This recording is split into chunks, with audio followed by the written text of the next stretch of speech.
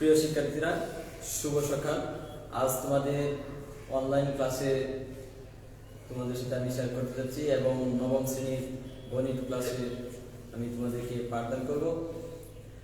এবং বছরের শুরুতেই আমরা, যদিও প্রতিষ্ঠান অনেক দীর্ঘদিন পরে 18 মাস করোনার পরে আমাদের স্কুল প্রতিষ্ঠান খোলা হয়েছিল, কিন্তু আবার করোনার ব্যাধি মারাত্মক হওয়ার কারণে সরকার সকল প্রতিষ্ঠানকে বন্ধ ঘোষণা করেছে। এখন আমাদের আবার অনলাইন ক্লাসগুলো চালু ছিল এবং আমরা এখন আরো বেশি গুরুত্ব দিয়ে অনলাইন ক্লাসগুলো করতেছি।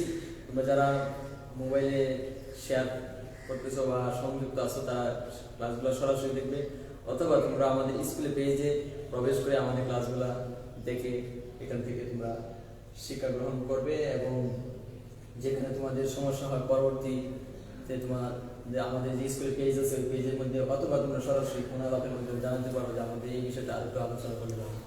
তো আমরা আজকে নবম শ্রেণীর গণিত বিষয়ে ত্রিকোণমিতির নবম অধ্যায়ে যে ত্রিকোণমিতি রয়ে গেছে ওই ত্রিকোণমিতি আলোচনা করতে যাচ্ছি।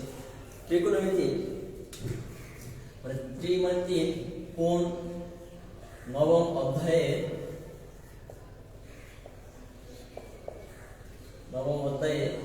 ত্রিকোণমিতি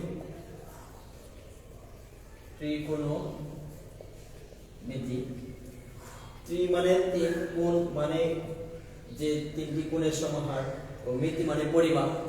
যে অধ্যায়ে আমাদের যে বিষয়ে তিন কোণের পরিমাপ সম্পর্কে আলোচনা হবে তাকে আমরা ত্রিকোণমিতি বলবো। জ্যামিতিতেও আমরা কোণের প্রয়োগ এবং তার পরিমাপ সম্পর্কে আমরা আলোচনা করেছি। আমরা জেনেছি ক্লাস 6 থেকে ষষ্ঠ শ্রেণী, সপ্তম শ্রেণী, অষ্টম শ্রেণীতে আমরা জ্যামিতির বিভিন্ন অংশের কোণের আলোচনা করি। তো এখানে আমাদের সবচেয়ে বেশি যে ত্রিকোণমিতিতে সবচেয়ে বেশি প্রয়োজন একটা কোণ, যে ত্রিভুজটা সমকোণী ত্রিভুজ।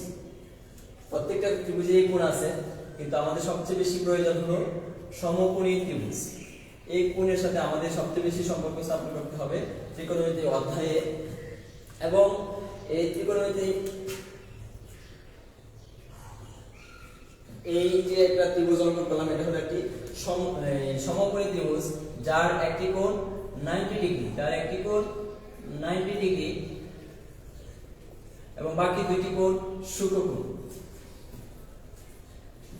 এখন এই ত্রিভুজের তিনটি কোণের সম্পর্কে আমাদের ধারণা থাকতে হবে।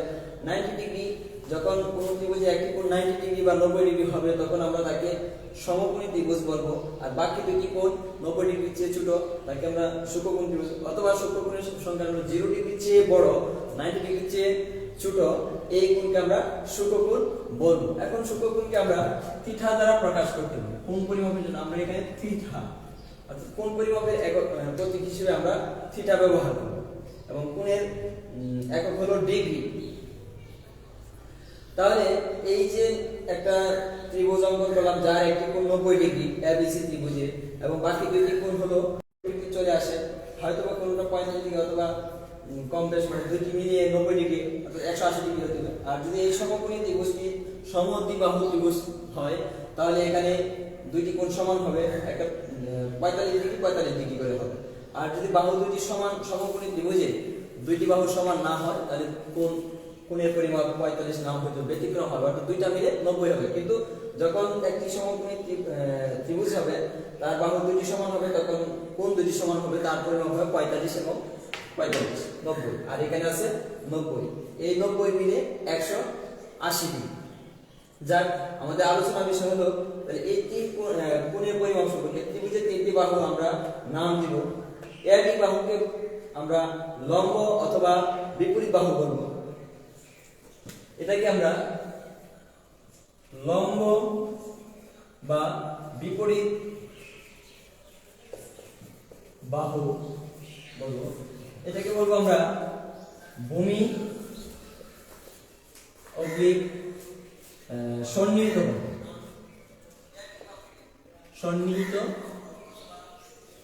বাহু।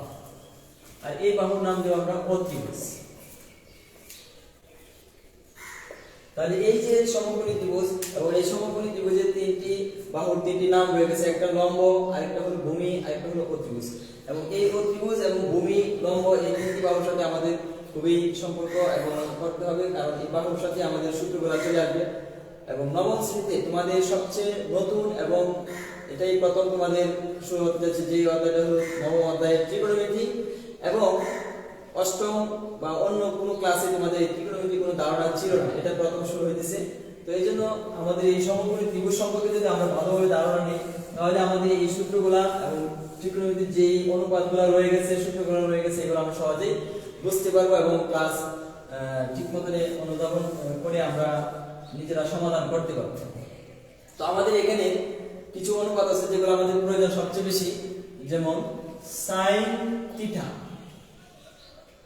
আর এই থিটা হলো একটা গ্রিক লেটার, যার নাম এটা হলো একটি গ্রিক লেটার থিটা। কোন আমরা কোণের প্রতীক হিসেবে ব্যবহার করব এবং তাকে আমরা গ্রিক লেটার দিয়ে থিটা বলি তার নাম। এখন সাইন থিটা সমান সমান আমরা কি লিখতে পারবো তা লিখতেছি, sign cosec theta cos theta, তারপরে sec থিটা, এরপরে আছে tan থিটা, তারপর cot থিটা। প্রথমে আমাদের এই অনুপাতগুলোর কিভাবে তাদের সাথে রিলেশন অর্থাৎ সম্পর্ক হয়, সাইন কাজে কি লিখতে পারি আমরা, এক হলো অনুপাত চেঞ্জ করা, আর এক হলো তাদের সাইন থিটা কোন বাহুর সাথে সাথে তার সম্পর্ক বা রিলেশন আছে। সাইন হলো লম্ব বাই অতিভুজ, অথবা বিপরীত বাহু বাই অতিভুজ, লম্ব বাই অতিভুজ, সাইন লম্ব বাই অতিভুজ। তাহলে সাইনের বিপরীত হলো কোসেক থিটা, কোসেক হবে অতিভুজ বাই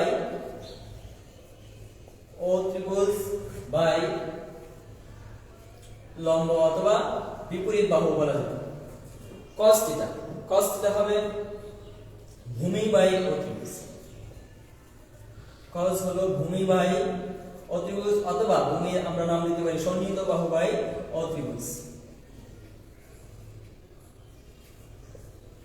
তারপর sec থিটা, cos থিটা বিপরীত হবে, তাহলে অতিভুজ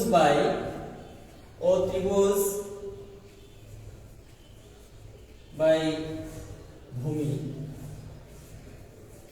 তদ্রূপ tan থিটা, তাহলে tan থিটা হবে লম্ব বাই ভূমি,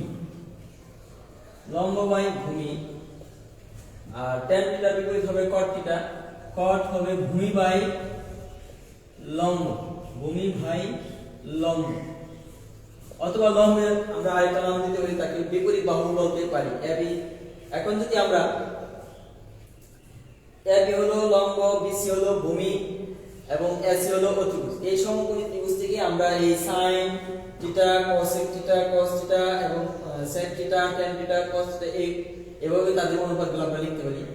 এরপরে চিত্রের পরে আমাদের আরো কিছু বিপরীতভাবে এটা প্রক্রিয়া করা যায়। sin থিটা, cos থিটা আমরা লিখতে পারি sin থিটা সমান সমান 1 বাই cosec থিটা, যেমন sin থিটা সমান সমান 1 বাই cosec থিটা, আবার cosec থিটা সমান 1 বাই sin থিটা। আমাদের যখন নবম অধ্যায়ে 9-1 অনুশীলন করব তখন ওইখানে এই অনুপাতগুলোর পরিবর্তন কাজে লাগবে, অর্থাৎ sin থিটা থেকে 1 বাই cosec থিটা, আবার cosec থিটা সমান 1 বাই sin থিটা, এভাবে আমরা পরিবর্তন করে লিখতে পারি। তদ্রূপ cos থিটা সমান 1 বাই sec থিটা, আবার sec থিটা সমান 1 বাই cos থিটা। অনুরূপভাবে tan থিটা সমান sin theta by cos theta, এবং cot থিটা সমান লিখতে পারি cos theta by sin theta. Sorry, আমি আন্তরিকভাবে দুঃখিত, এখানে tan থিটা সমান আরেকটা জিনিস লেখা যায়, tan থিটা সমান সমান 1 বাই cot থিটা, এবং cot থিটা সমান, এটা আমার আগে বলার প্রয়োজন ছিল, cot থিটা সমান লেখা যায় 1 বাই tan থিটা। বাকি নিচের যে দুইটা tan theta equal to sin theta by cos theta এবং cot theta equal to cos theta by sin theta, এটাও আরো দুইটা অনুপাত এভাবে আমরা লিখতে পারি। এই হলো মোট 6টি অনুপাতের বিপরীতভাবে আমরা এভাবে প্রকাশ করতে পারি এবং এগুলো আমাদের যখন সমাধান করব অথবা সিম্পলিফাই সরল করব এই ত্রিকোণমিতির অধ্যায়ের যে অঙ্কগুলো আমরা করব তখন এগুলো খুবই প্রয়োজন লাগবে এবং খুবই আমার প্রয়োজন।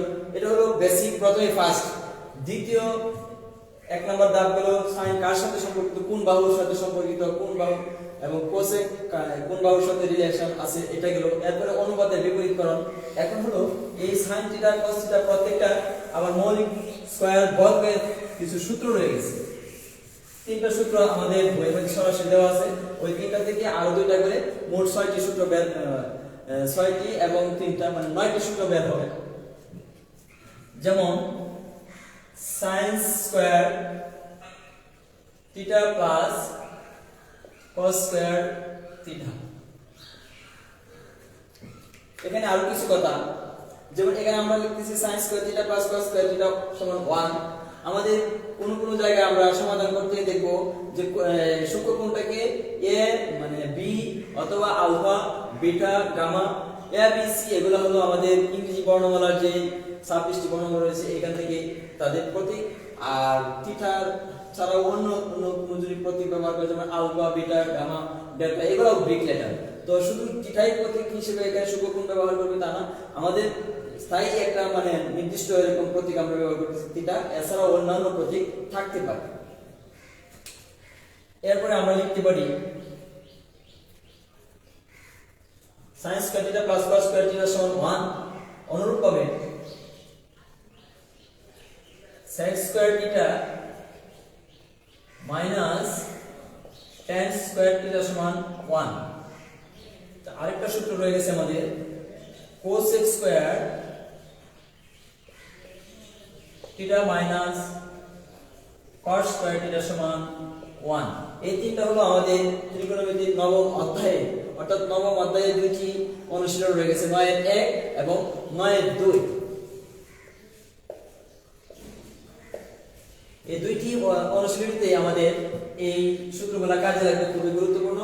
তো প্রথমে যে অনুপাতগুলো বলেছিলাম এটা হলো 9 এর মধ্যে বেশি কাজে লাগবে। এরপরে আমাদের এই sin square theta plus cos square theta সমান 1 এবং sec square theta minus tan square theta সমান 1, cos square theta minus cos square theta সমান 1।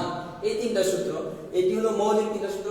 আর সরাসরি বাকি আরো 6টা সূত্র রয়ে গেছে, এগুলো থেকে বের হয়ে আসবে। যেমন প্রথমটা থেকে আমরা লিখতে পারি, প্রথমটা জানা থাকলে বাকি দুইটা লিখা যাবে। যেমন sin square theta equal two 1 minus cos square theta এবং cos স্কয়ার থিটা সমান 1 মাইনাস sin স্কয়ার থিটা। অর্থাৎ মূল হলো আমাদের এই প্রথম সূত্রটা। যদি আমাদের এই সূত্রটা জানা থাকে বাকি দুটো আমরা লিখতে পারবো, তাহলে বাকি দুটো আমাদের মুখস্থের প্রয়োজন নাই। তো আমাকে মুখস্থ করতে হবে sin square theta plus cos square theta equal two 1, এটা আমার সবচেয়ে বেশি প্রয়োজন।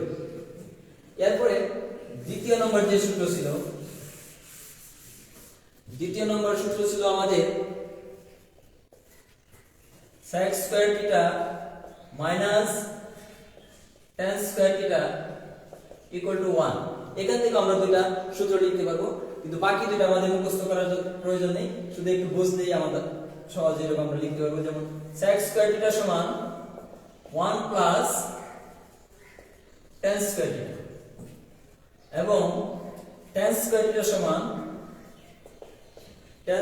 সমান আমরা লিখব sec স্কয়ার থিটা মাইনাস 1। এই তাহলে আমাদের মূল সূত্র হলো sec square theta minus tan square theta equal two 1। এটা থেকে আমাদের এই বাকি দুইটা সূত্র বের হয়ে আসছে। আমরা যদি এই সূত্রটা জানি তাহলে বাকি দুইটা আমরা নিজেরাই লিখতে পারবো। তাহলে আমাদের মূল সূত্র অবশ্যই মুখস্থ করতে হবে। তৃতীয় আরেকটা সূত্র ছিল,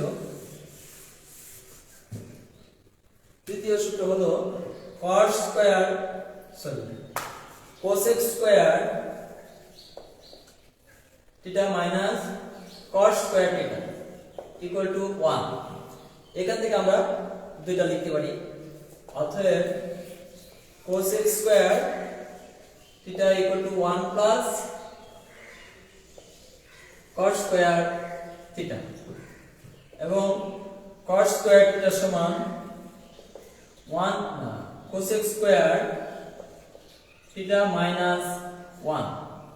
এই যেটা লিখব তাহলে মূল সূত্র হলো আমাদের cos x square minus cos square theta equal two 1 এবং বাকি দুটো ওই cos x square minus cos square theta থেকেই বের হয়ে আসছে cos x square theta equal two 1 plus cos square theta cos square theta equal to cos x square theta minus 1। এই হলো আমাদের মূল বেসিক এবং এই সূত্রগুলা যদি আমরা এই সূত্রগুলা ভালোভাবে শিখতে পারি এবং বুঝতে পারি তাহলে এই অনুশীলনী অধ্যায় নবম শ্রেণীর নবম অধ্যায়ের ত্রিকোণমিতির 9-1 এবং 9-2 যে অনুশীলন রয়ে গেছে আমরা সহজে এগুলা করতে পারবো এবং সহজে এগুলা সমাধান নিজেরা করতে পারবো যদি আমরা এই বেসিকগুলা আমরা সহজে আয়ত্ত করে নিতে পারি।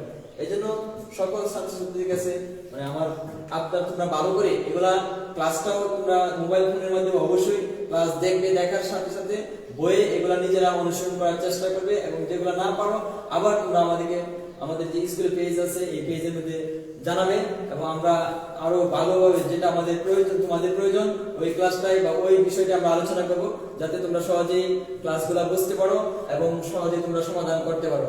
এজন্য সকলকে ধন্যবাদ জানিয়ে আমি আমার ক্লাস শেষ করছি। খোদা হাফেজ।